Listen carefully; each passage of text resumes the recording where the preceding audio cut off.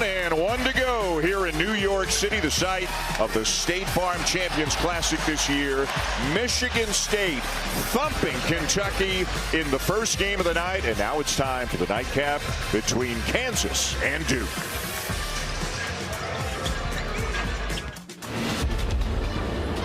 It's going to be tooth and nail for the next 40 minutes. Can you hear the people shouting out? Champion! Absolutely dominating this game. Pull up three. Yes! Until I'm on top, I'ma keep climbing. Boozer in transition. Oh, give it to him! Oh, the love of God in Duke country! The lights are the brightest here in Madison Square Garden. It's always fun when two programs of this magnitude get together. Welcome to the State Farm Champions Classic. Here inside, sold out Madison Square Garden here in Midtown Manhattan. We are ready for game number 2. Hi, everybody. Dan Schulman and Jay Billis again with you. Glad you are with us for the second game tonight, Duke and Kansas. Let's start with Duke, and led by one of the outstanding freshmen, one of the outstanding players in the country in Cameron Boozer. Duke is off to a great start. An incredible combination of size, skill, and productivity. Cam Boozer's a really difficult matchup, averaging close to 22 points per game, over 10 rebounds. He's leading Duke in scoring, rebounding, offensive rebounding, assists, and blocks. He's got to get his steals game going because he's second in steals, so he's really got to get off the schneid on that one. But he's a difficult matchup that oftentimes requires a double, and when he gets doubled, he is an excellent passer, and Duke puts shooters around him, specifically Isaiah Evans, who can be a flamethrower. He did a great job in that game against Texas in Duke's first game. Kansas also has one of the great talents, one of the great freshmen in the nation, in guard Darren Peterson. Unfortunately, he is out again tonight with a hamstring injury, so tonight figures to be a real challenge for the Jayhawks. Well, Peterson had been playing the point for Kansas. That keeps the ball in his hands more. He's averaging over 21 points a game. It's going to be difficult to replace that, but Kansas is going to have to do it with toughness. They're going to have to defend at a really high level, especially defending Duke's fade screen actions, and Flory Badunga is going to have to be a monster inside. Kansas is going to have to get downhill, draw help, and then play off of it. But Melvin Council Jr. and Trey White, they're going to have big games in Darren Peterson's absence. And Badunga did have a monster game there last time out against Princeton. Kansas as a whole didn't play great, but Badunga went for 25 points and 10 rebounds. He had a great game. They will need all of that here tonight at MSG. This is a building that Duke loves to come play at. Mike Krzyzewski did it. John Shire carrying on that tradition, almost a home away from home for the Blue Devils. Well, Duke has really played well here, not only in New York, but in New Jersey. They've gone to the Final Four a number of times out of East Rutherford. So they have a lot of fan support here. Kansas travels really well. Yes. And Kansas is going to have to raise their level in this game. They're capable of doing that. And if you're a Kansas fan, you're hoping that guys are going to step into the void left by Peterson and play with freedom, knowing that, hey, Bill Self can't take them out. There's nobody else to put in.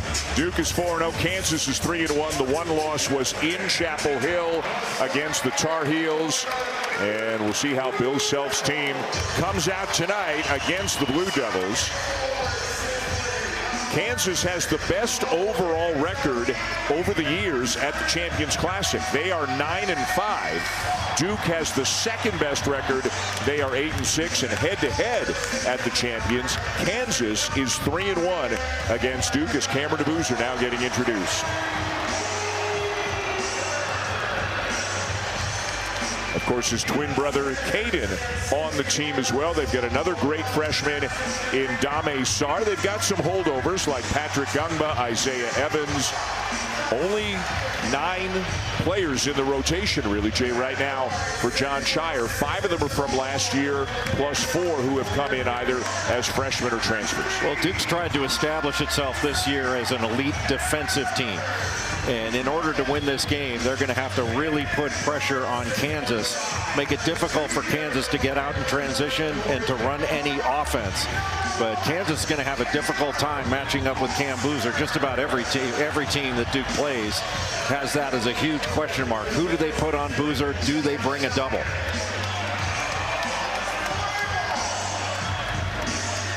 4-0 and outscoring their opponents by better than 37 points per game so far this year. They have been elite at the offensive end on the young season. Kansas not quite as much. They have struggled really to click offensively at times, and without Peterson, it only gets tougher tonight. Chris Budden is with both coaches.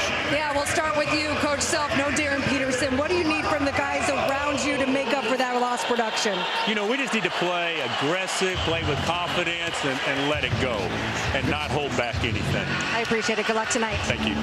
We talked about in shoot-around, maybe no Darren Peterson, but this is still Kansas. What is your message, particularly to the young guys of your group, of handling this stage in this building? Well, when you get on this stage, I think any of the coaches would say it's about the competitiveness. You got to rebound. You got to be the lead at responding. And I'm excited for our guys to have this opportunity. A lot of respect for them, and obviously Coach Self and what he does. Good luck tonight. Thank you. In year one for John Shire, Duke played Kansas in the Champions Classic and lost to Kansas. And as Chris said, John Shire talked to us about all the respect in the world that he has for both Bill Self and the program. And rightfully so. These are two of the inner circle iconic blue blood programs that we have in college basketball. Yeah, 9 national championships between these two great programs, and really the two best, in my view, the two best venues for college basketball, Allen Fieldhouse and Cameron Indoor Stadium.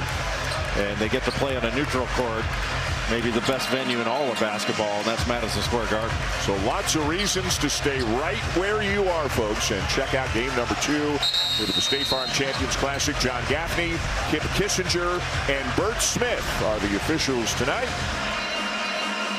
And this one is underway. It'll be Duke ball. Caleb Foster coming back for another year running